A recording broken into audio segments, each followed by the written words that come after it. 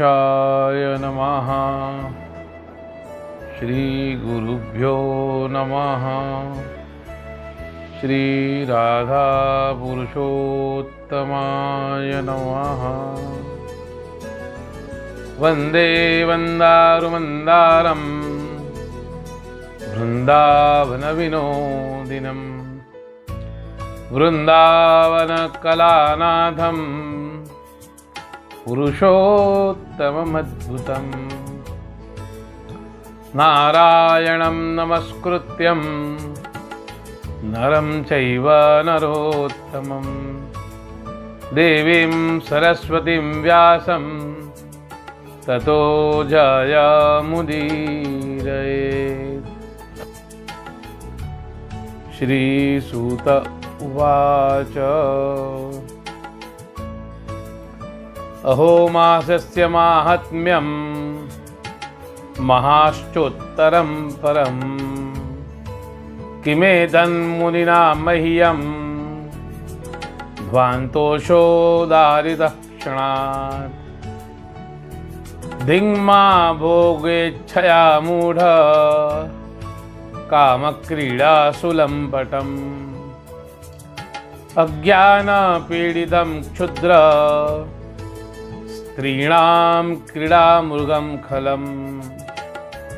न किंचित् दृश्यते स्थायी जगत्स्थावरजंगमम्। धिक्कियां धिक्चह्याध्यक्षं धिक्चातुर्यमकल्पकम्। सभी प्यारे भक्तगणों को जय श्री कृष्ण। अधिक पुरुषोत्तम मास की कथा का आज 20वां दिन। आज कृष्ण पक्ष की पंचमी तिथि और व्यतिपात योग का व्रत है। आज के दिन हरे वस्त्र, हरे मूंग, कांसे के संपुट में मालपुआ, तिलदान और गुप्तदान आदि का महत्व है। आज के दिन उपवास करने का भी बहुत महत्व है, तो शक्ति अनुसार अवश्य करें। भक्तों, आज हम पहले व्यतिपात की कथा सुनेंगे और बाद में पुरुषोत्तम मास की कथा सुनेंगे। वैसे तो हर एक मास में व्यतिपात योग आता है। अधिक मास में भी व्यतिपात योग और व्यतिपात योग का व्रत खास करके किया जाता है।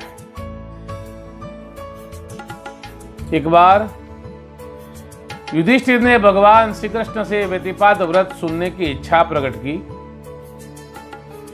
जिससे श्री कृष्ण ने यह कथा सुनाई कि एक बार चंद्र ने अपनी गुरुपत्नी तारा का हरण किया। इसलिए सूर्य ने चंद्रमा को समझाया तो वह क्रोधित हुआ और सूर्य भी क्रोधित हुआ।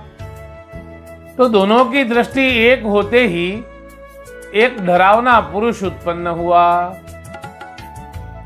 वह पुरुष तीनों लोक को खाना चाहता था। इसलिए सूर्य और चंद्र ने उसे रोका और कहा कि हमारी दृष्टि के तेज से तू प्रकट हुआ है, जिससे तेरा नाम व्यतिपात रहेगा। तुझे पूजने वाला मनुष्य पुत्रवान, आयुष्यवान, धनवान और आरोग्यवान होगा। मार्कंडेय मुनि ने भी युधिष्ठिर को व्यतिपात की व्रत कथा कही थी कि एक वैश्य के पास बहुत धन होने के बावजूद वह दान करता नहीं था। एक बार व्यतिपात पर्व चल रहा था, फिर भी वह वैश्य ने भिक्षा मांगने आए गरीब ब्राह्मण को कुछ न दिया, ऊपर से उसका अपमान किया, जिससे उस ब्राह्मण ने गुस्से में आकर वैश्य को श्राप दिया कि तू जले अंगों वाला वराह यानी सुअर होकर बिना जल के वन में भटकता रहेगा। उसके बाद वैश्य को पछतावा हुआ। उसने ब्राह्मण की क्षमा मांगी और श्राप का उपाय पूछा। तब ब्राह्मण ने कहा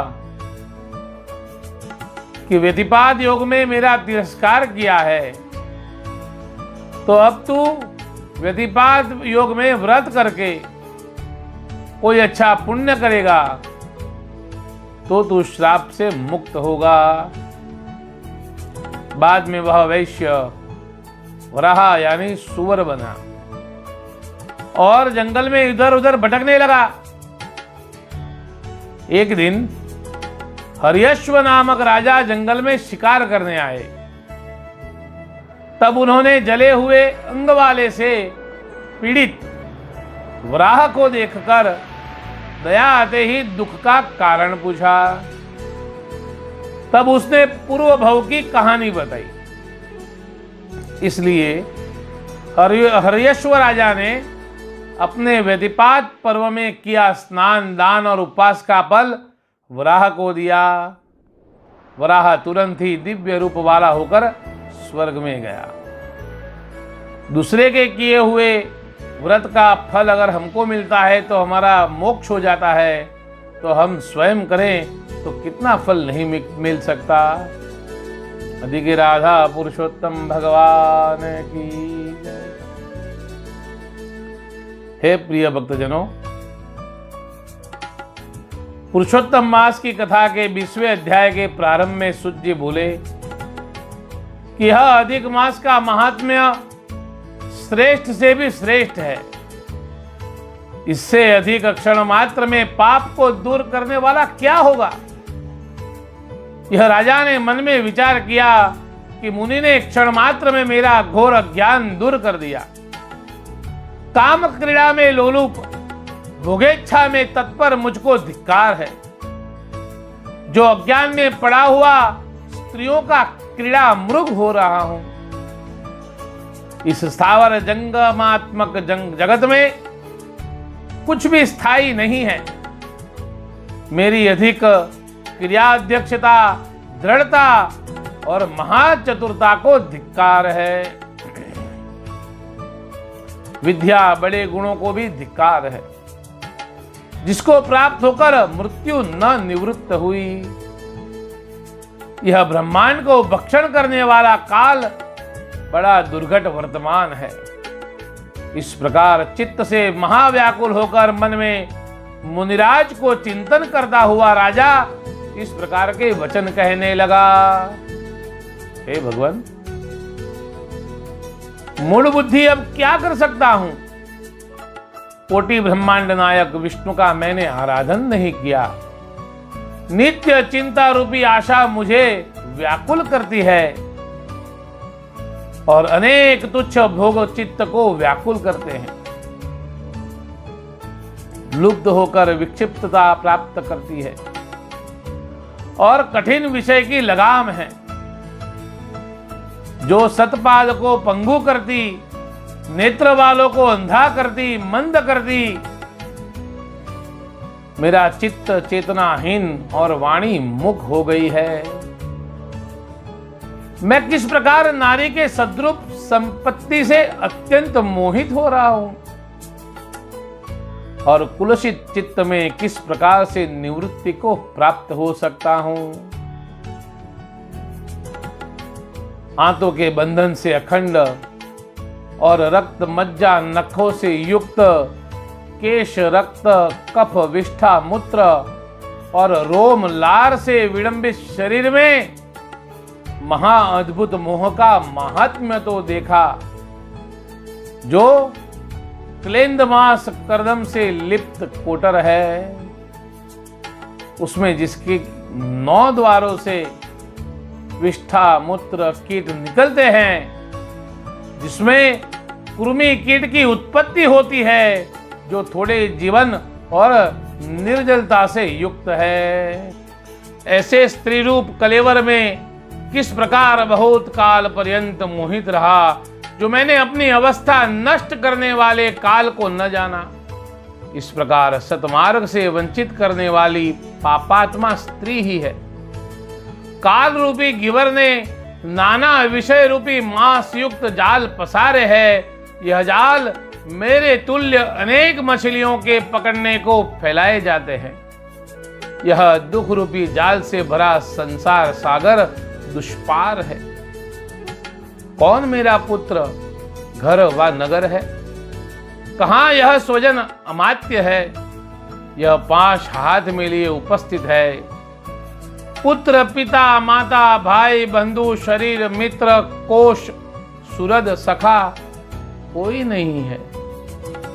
न घर, न मित्र, न 4 प्रकार का ऐश्वर्य, न गुणवती स्त्री, न अधिक विद्या बुद्धि कुटिलता के वेग से उठा जिसकी ब्रह्मलता से ही जीवन आकर्षित हो जाता है।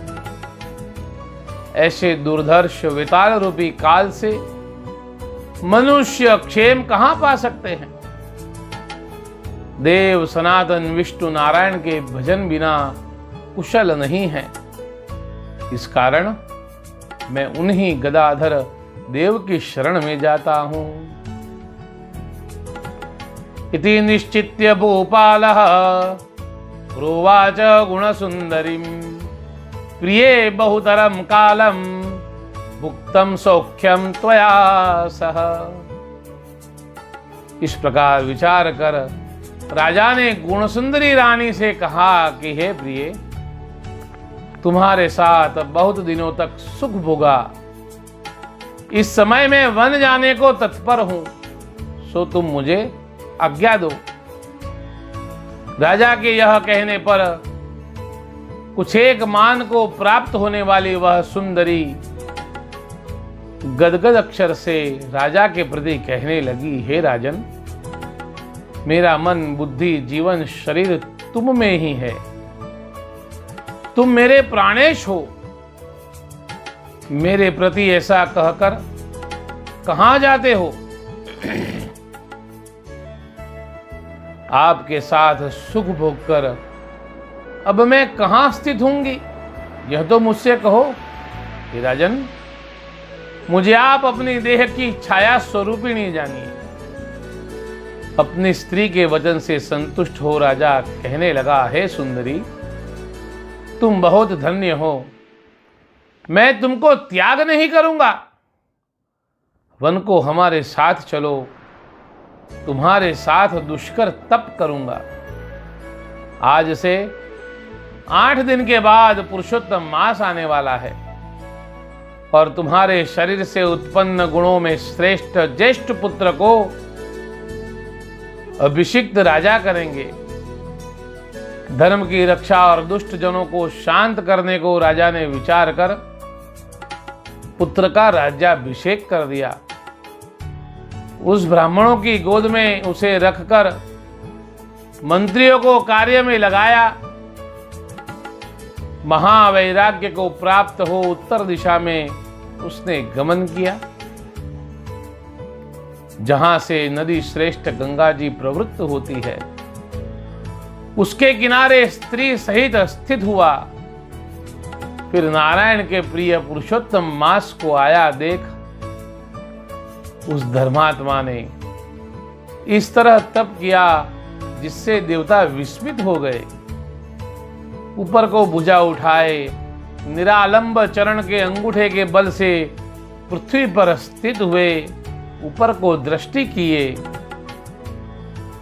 निराहार स्थिर चित्त समान वर्ण राजा को देखकर सिद्ध जन धन्यवाद करने लगे और यह नारायण हरि को स्मरण करता परम जप करने लगा।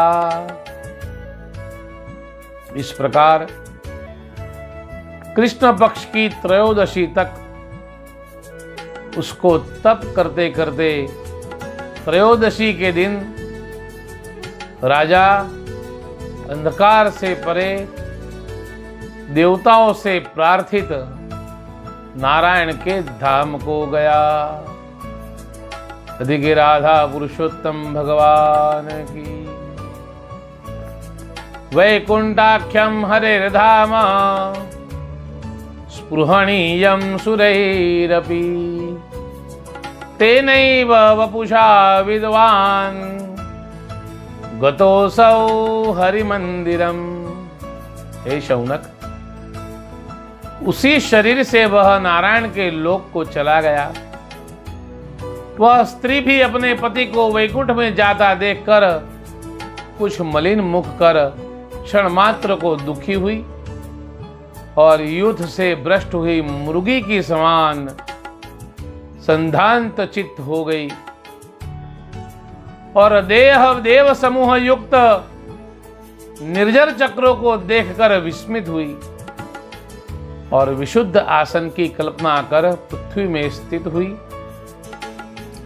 एड़ी से गुदा स्थान को पीड़ित कर शनै शनै वायु को निकालती नाभि में समान वायु को स्थिर कर उसको पवन के जाने की ऊर्ध्व सोपान बनाकर हृदय में प्राणों को समाधान कर ऊर्ध्वगामी सोपान कल्पना कर आज्ञा चक्र से आगे शनै शनै भूमध्य में ले जाकर सब ओर से व्यान को खींचकर वहां ले जाए।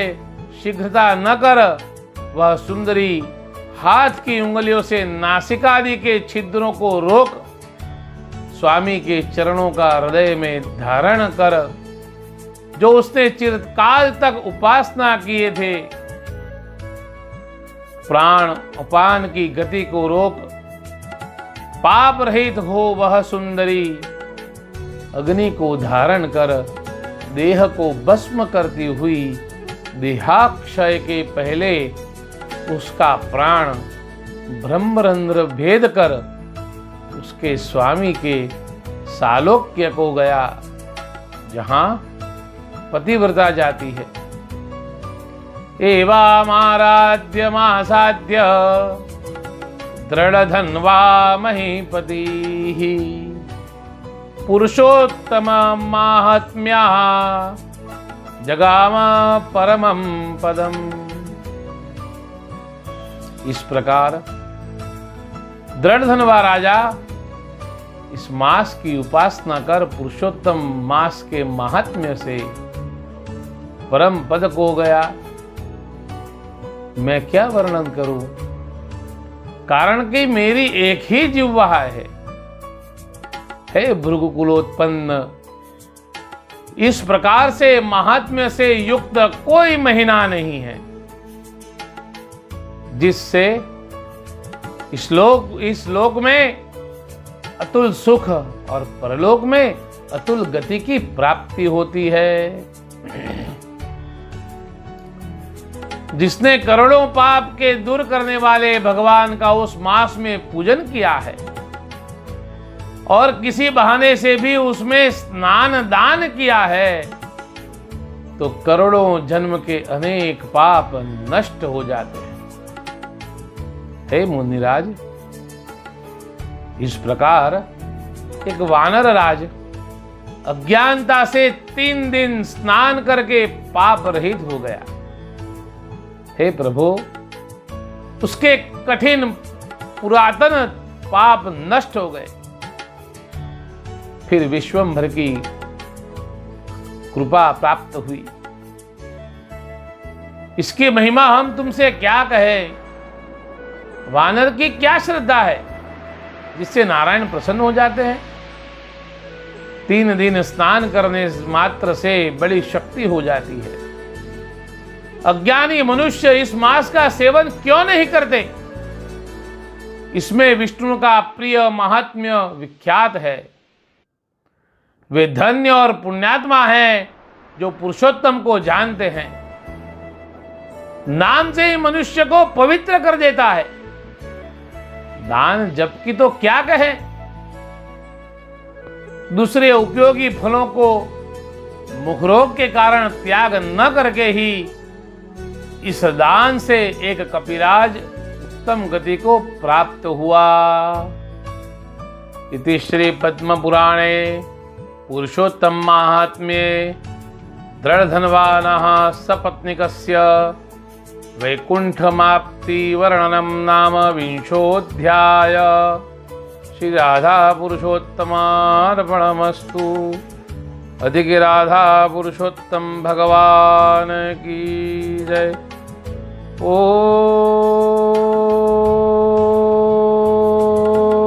नमः पार्वती पतये। हर हर महादेव हर। कल कथा का 21वां दिन 21वें अध्याय का श्रवण करेंगे। तब तक सभी भक्तों को जय श्री कृष्ण।